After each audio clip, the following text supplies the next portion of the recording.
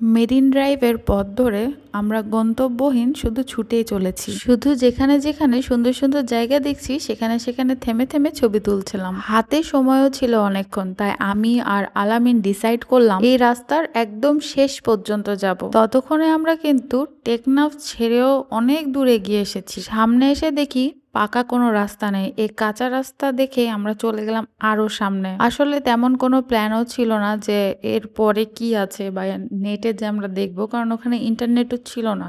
তো ভাবলাম যে যাই, দেখা যাক কি হয়, সামনে তো যাই। তারপর আবারও শুরু হলো সে পাকা রাস্তা। তারপরে আমরা কিছু মানুষকে জিজ্ঞেসও করলাম যে এই রাস্তাটা কোন দিকে যাচ্ছে। তো তারা বলল এটা নাকি শাহপুরী দ্বীপের দিকে যাচ্ছে, একটা ছোট্ট গ্রাম।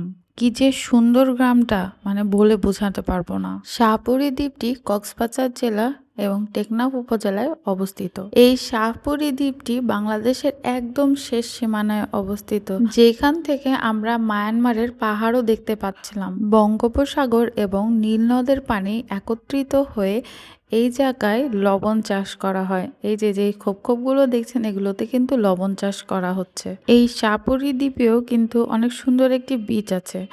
আমাদের কাছে আসলে সময় ছিল না, তবুও আমরা অনেক জলদি ছুটে যাচ্ছিলাম বীচটি দেখার জন্য। বিশেষ করে এই জায়গাটার একদম শেষ সীমানা, যেখানে এসে পানি মিলিত হয়েছে। আর ফাইনালি আমরা চলে এসেছি। এই জায়গা থেকেই আপনার দেখা যাচ্ছে, মানে সামনে পুরোটা পানি, তার পরেই আছে আপনার মায়ানমার। তবে এটা কিন্তু বিচ না, মানে আপনারা দেখে বুঝতেই পারছেন। কিন্তু আমাদের হাতে একদমই সময় ছিল না, তখন বাজে অলরেডি 4টা কি 4:30। আর শীতের টাইম ছিল যেহেতু, সেক্ষেত্রে 5:30টার দিকে আজান দিয়ে দেবে। ওই জন্য আমাদেরকে ব্যাক করতে হবে, কারণ আলামিন হচ্ছে সানসেট দেখবে এবং সে সিলেক্ট করে এসেছে যে কোন জায়গায় সে সানসেট দেখবে। শাহপুরী দ্বীপ থেকে কিন্তু সেন্ট মার্টিন দ্বীপও খালি চোখে দেখা যায়, বেশ কাছাকাছি। কিন্তু সময় ছিল না, ওই জন্য আমাদেরকে চলে আসতে হয়েছে।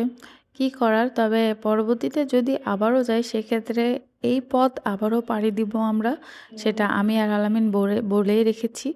তো তারপরে আমরা আসলাম। এই বীজটা হচ্ছে আলামিনের খুব পছন্দ হয়েছিল। এখানে কেউই ছিল না, এখানে জাস্ট একটা চা আলা মামা ছিল, অ্যান্ড ওই জায়গাতে দুধ চা পাওয়া যাচ্ছিল।